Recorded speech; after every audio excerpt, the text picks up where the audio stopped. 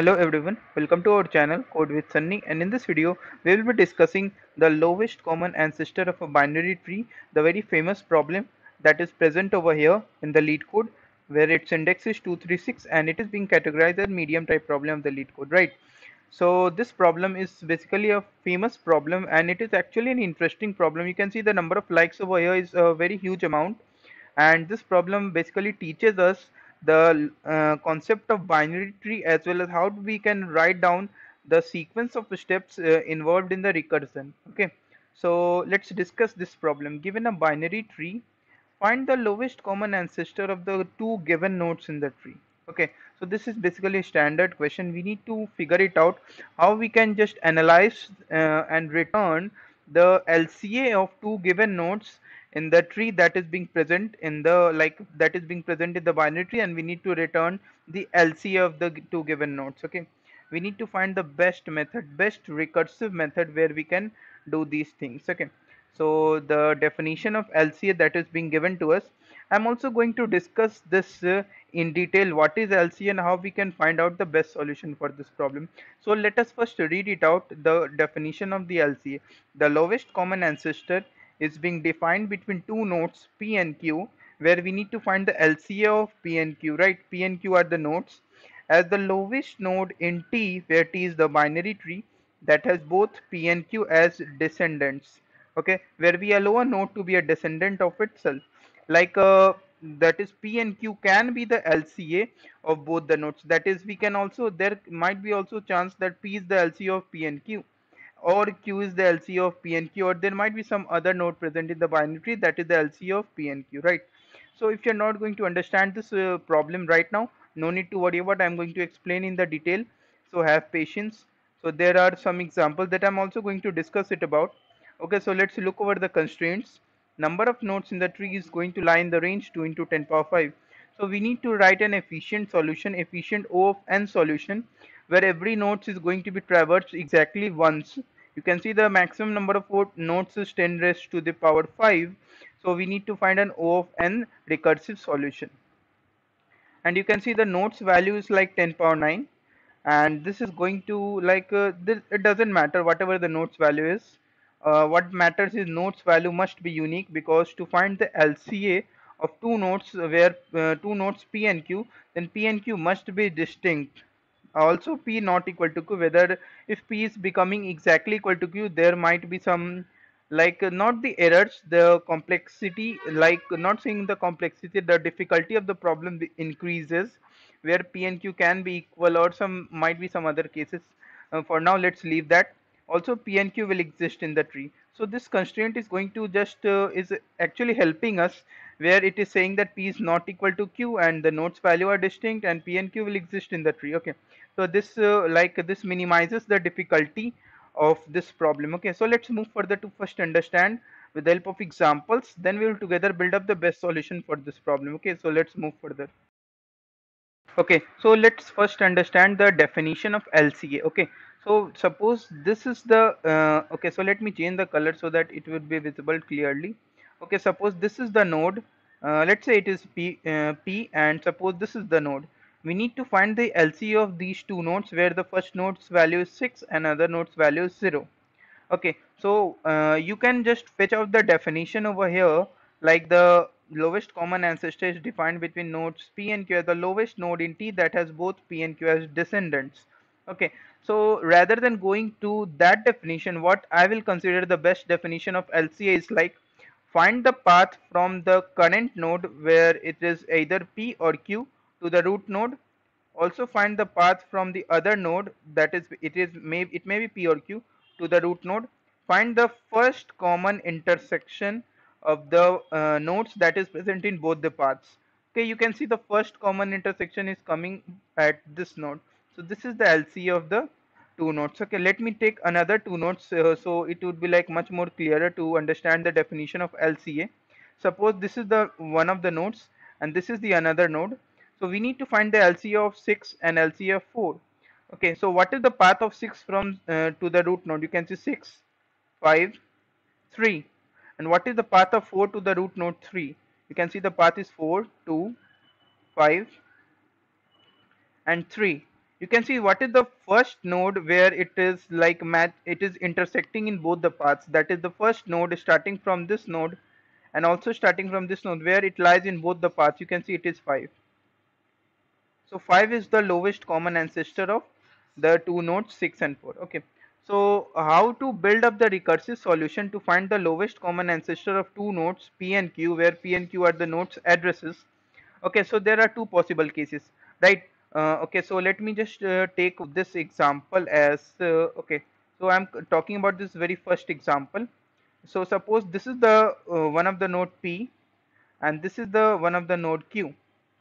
Okay, so if we talk about the lowest common ancestor of P and Q, you can see the lowest common ancestor of P and Q is P. Okay, so path of P to the root node is here and Q to the root node is over here. The first common node is this one.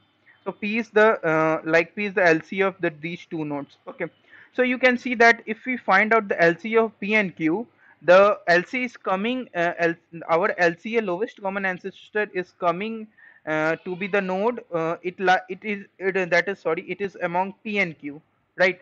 So I will say LCA belongs to either P or Q. So there are two possible cases. I am going to talk about this very first one. That is, now LC is belonging to P or Q. In the case where the nodes are like this one, like you can see that the first intersection of this node is coming about at this node. Okay, and you can see Q is the descendant of the node P. Now let's talk about the another case. That is the case second. Okay, so let me just move further to write down my case second. Okay, so suppose this is the one of the nodes P and this is the another node Q. You can see the LCA is coming about for this node, that is LCA is as 5. LCA is coming out as 5.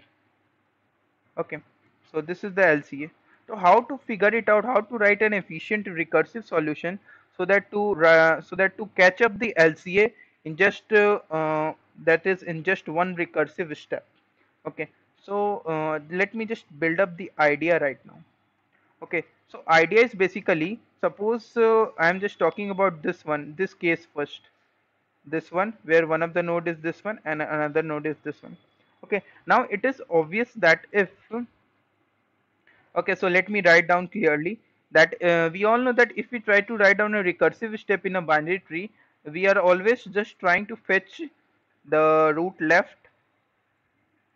Okay, so I am writing down as root left and R is going to be as root right. Okay, so note that the thing is you can see I'm just coding it up right now and I will explain it as it is. You can see something is being returned in the recursive function. You can see tree node star. Okay, so that's why I've stored in L and I've stored in R. Okay, so let's say something is being returned when we call roots left and something is being returned when we call roots right. Okay, okay, now after writing these two steps, we don't know what we have to do, but we know one thing. What is that one thing? Okay, so if my current node, that is root node, is either equal to P, or if my current root node is going to be either equal to Q, note this step, that if my current root node is being either equal to P or equal to Q, we can easily say that LCA can be that is if my root node matches with this one, LCA can be my this current node. Okay, so if it matches with either P or Q, I can say that yes, I am going to return root. Okay, if you're not understanding this one, no need to worry about. I'm just going to explain it with the help of this diagram. You can see whenever I will just fetch this node in a recursive step, I will return root because this can be LCA. And whenever I will fetch this node, I will return root again. This can be our LCA. You can see that when I will fetch this node 4 is being returned. Again at this step, this value is 4. Again at this step, 5 is returned, and this is actually the LCA. Okay. Now, if you are not going to understand this step, no need to worry about. When we write down the entire code, it will be much more easier to understand. Now, consider one thing, that something is being returned from left and something is being returned from right. Okay. Now, consider one thing, that is, let me write down something. Like we have node 5, then we have node 6, and we have something as node 2. and node 7 and node 4. Okay, now consider this thing I'm talking about. This is the Q node and this is the P node. You can see the LC of P and Q is coming out to be this node. Okay, that is the node 5. Okay, so how to just that is how to just determine that this 5 is the root node, because this is neither matching with the P nor matching with Q. Okay, so this is being helped by this L and R. So before writing this step I need to write down one thing. And what is that one thing? Okay, so let me move over to the next page and write down one thing. So if L is not equal to null and R is also not equal to null. Okay, so if L is not null and R is not null, I will return my current root. This will signify that this is my LCA. So if you are not understanding this, no need to worry about. Suppose in this case, like if my root node that is under a certain recursive step, that is if my root matches with P, you can see I will return this root, return this node, right? This node. Okay, and again if my at a certain recursive step it will matches with Q, I will return Q. Okay, now when it comes with at this position 5, you can see that I will have the left as this node and I will have the right as this node. Okay, so if left is also not null and right is also not null, I will return my current, sorry, I will return this one, this current root. And if I will return this current root, it will just signify that LCA is this one. Right, now this is not sufficient. I need to include one more condition, and for that I just need to just complete this some of the lines of this code so that to feel you much better. Okay, so what I'm going to do is I'm going to write down few statements. If root is not, sorry, if root is null, so I will write down if not equal to root, I will return null as it is. Note that I need to return something, right? Because the you can see the this one, the function definition is going to accept something node, that this something node type should be returned, address should be returned. Okay, and I'm going to write down tree node star L as I will just copy it down this entire thing. I'm just lazy, so I'm not going to write down. So I will just call it as roots left and something P something Q, and I will just again copy it down, copy, then paste. Then I will write down as root right, and I will just say it is R. Okay, so let us build up something more interesting. And what is that something more interesting? Let's say if my root matches with P or my root matches with Q, it is obvious that I need to return the root, right? Now, before doing something, there might be possibilities that if L exists and R exists, that is, if L is not null and R is not null, it means that left descendant of my current node may be equal to P. There might be some node in my left descendant that is being equal to P, or there might be some node in the right descendant that may be equal to P or Q. There can be anything. Okay, so if L and R exist, I will return my current root. So this is of actually basically type 2, and here it exists as type 1. Okay, so writing this is sufficient or what? So we need to just include one thing. Okay, and what is that one thing? You can see that what will happen when my certain recursive step is at this point. That is, let me just change another color, and that is at this point, that is pointing at 2. You can see that here, that is the left hand side is returning nothing, and right hand side is returning some node. Okay, so here I should have to return that node which is not null, that is either P or Q. So I need to write down one thing. Okay, so what is that one thing? Return if and that is if L exists. Okay, not writing. If L exists, return L, otherwise return R. Now you can see that either L or R is having some node value which is not null. So not talking about node value, it's node's address. So I will return some node. If L is not null, return L, otherwise return R, and it is sufficient. I think yes. So why not